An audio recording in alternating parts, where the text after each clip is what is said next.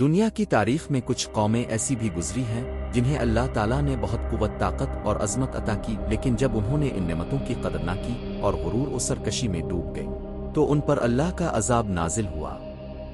ایسی ہی ایک قوم عاد تھی جو دنیا کی ان ابتدائی قوموں میں سے تھی جنہوں نے مادی ترقی، جسمانی طاقت اور تعمیراتی مہارت میں بہت شہرت حاصل کی۔ ان کے مضبوط بدن، بلند و بالا محل سنگ مرمر کے ستون اور ریت کے درمیان بنائے گئے عظیم قلعے ان کی شان و شوکت کے مظہر تھے۔ یہ قوم حضرت نوح کے بیٹے کی نسل سے تھی اور ان کے پاس زمین کی دولت اور طاقت کی کوئی کمی نہ تھی۔ ان کا علاقہ بہت زرخیز اور سرسبز تھا۔ ان کے باغات، نہریں، فصلیں اور اونچے اونچے درخت لوگوں کو حیران کر دیتے تھے۔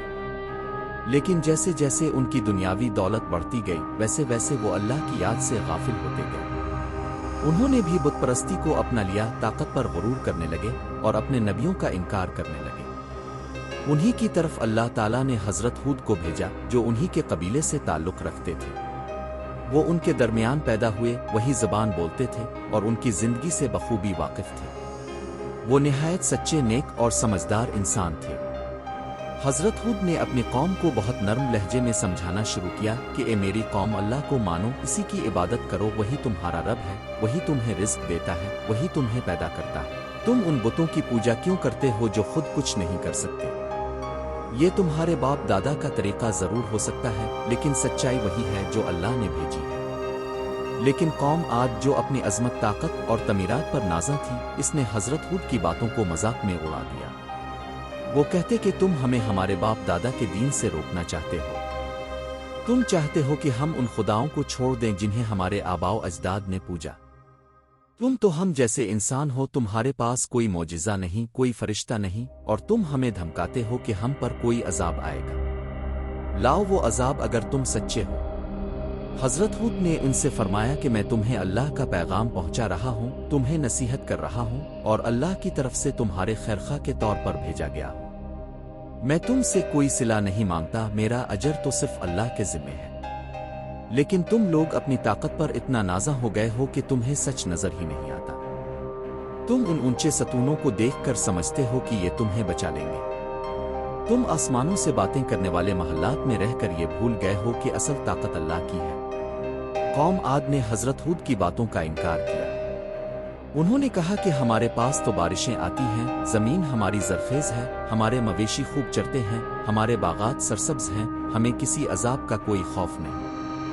وہ حضرت ہود پر ہنستے، ان کا مذاق اڑاتے اور کہتے کہ یہ شخص ہمیں ڈرا کر ہمارے بادشاہوں اور سرداروں کے خلاف کر رہا ہے۔ ان کے سردار جو بہت دولت مند اور خود پسند تھے، لوگوں کو حضرت ہود کے خلاف اکساتے تھے۔ حضرت ہود نے اللہ سے فریاد کی کہ اے میرے رب، میری قوم نے میری بات نہ سنی، بلکہ وہ دن با دن اور زیادہ سرکش ہوتی جا رہی ہے۔ تب اللہ تعالیٰ نے ان پر قحط نازل کیا۔ بارشیں رک گئیں، فصلیں سوکھنے لگیں، دریا خشک ہو گئے، جانور مرنے لگے۔ لوگ پریشان ہو گئے اور وہ اپنے بتوں کے پاس جا کر دعائیں کرنے لگے، لیکن ان بتوں سے کوئی مدد نہ ملی۔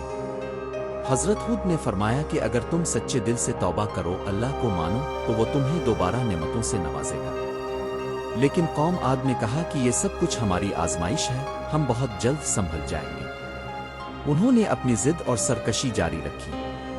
پھر ایک دن وہ افق پر ایک سیاہ بادل کو دیکھ کر خوش ہو گئے۔ انہوں نے کہا کہ لو دیکھو، اب بارش آئے گی، اب ہماری زمین پھر سے ہری بھری ہو جائے گی۔ لیکن حضرت ہود نے فرمایا کہ یہ وہ بادل نہیں جو تم سمجھ رہے ہو، یہ دراصل اللہ کا عذاب ہے جو تمہاری بستیوں کو تباہ کرنے آ رہا ہے۔ پھر ایک زبردست آندھی چلی۔ یہ کوئی عام آندھی نہ تھی، بلکہ یہ ایک سخت، تیز اور زور آور ہوا تھی جو 7 راتیں اور 8 دن تک مسلسل چلتی رہی۔ وہ آندھی ہر چیز کو اکھاڑ پھینکتی، بڑے بڑے درخت، اونچے محلات اور سنگی قلعے سب زمین بوس ہو گئے۔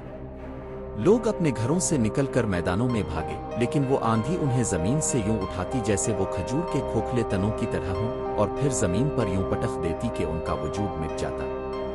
کوئی مرد، عورت، بچہ یا بوڑھا اس عذاب سے بچ نہ سکا۔ حضرت ہود اور ان کے وہ ماننے والے جو ایمان لا چکے تھے اس عذاب سے محفوظ رہے۔ اللہ نے انہیں پہلے ہی حکم دے دیا تھا کہ وہ ایک محفوظ جگہ پر چلے جائیں، اور انہوں نے اللہ کے حکم پر عمل کیا۔ جب آندھی تھمی اور بستی پر مکمل خاموشی چھا گئی تو وہاں کوئی آواز باقی نہ رہی، نہ کوئی سانس، نہ کوئی ہلچل۔ وہ قوم جو دنیا کی طاقتور ترین اقوام میں شمار ہوتی تھی ایک لمحے میں خاک میں مل گئی۔ حضرت ہود نے اپنے ماننے والوں کے ساتھ ایک نئی جگہ آباد کی اور ان کے ساتھ ایک پرامن سادہ اور خدا پرست زندگی گزاری۔ وہ عمر بھر اللہ کی یاد اور اس کے پیغام کو دوسروں تک پہنچاتے رہے۔ ان کی کہانی دنیا کے لیے ایک نشان عبرت ہے کہ جب انسان اپنی طاقت پر ناز کرتا ہے اور اپنے رب کو بھول جاتا ہے تو انجام صرف بربادی ہوتا ہے۔